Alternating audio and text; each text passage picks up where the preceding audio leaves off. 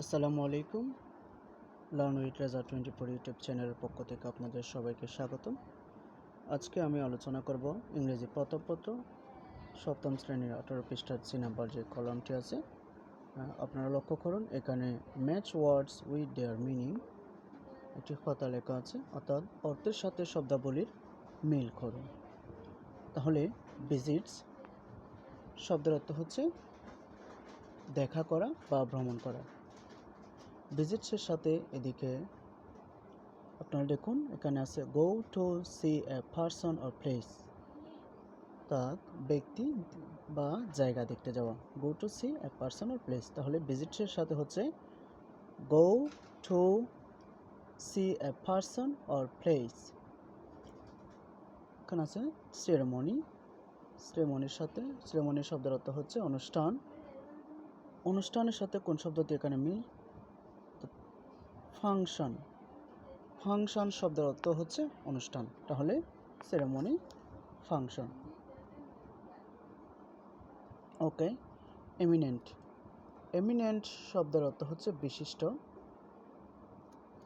Eminent শব্দের অর্থটির সাথে মিল আছে people having lots of power and influence, অর্থাৎ অনেক প্রভাব প্রতিপত্তির অধিকারী লোকজন। তাহলে এমিনেন্টের সাথে মিল আছে people having lots of power and influence.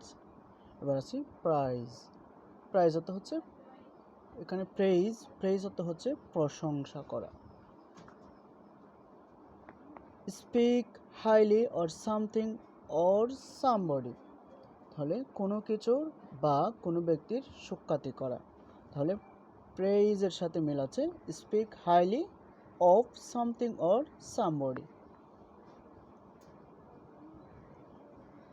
হচ্ছে আউটস্ট্যান্ডিং। আউটস্ট্যান্ডিং হচ্ছে অপূর্ব। এক্সট্রিমলি গুড অর্থ হচ্ছে অতিমাত্রায় ভালো। তাহলে আউটস্ট্যান্ডিংয়ের সাথে এক্সট্রিমলি গুড। ওকে। ডিসপ্লে অর্থ হচ্ছে প্রদর্শন করা। তাহলে put something in a place where you can see it easily, অর্থাৎ সহজে দেখা যায় এমন একটি স্থানে কোনো কিছু রাখা। তাহলে ডিসপ্লের সাথে হচ্ছে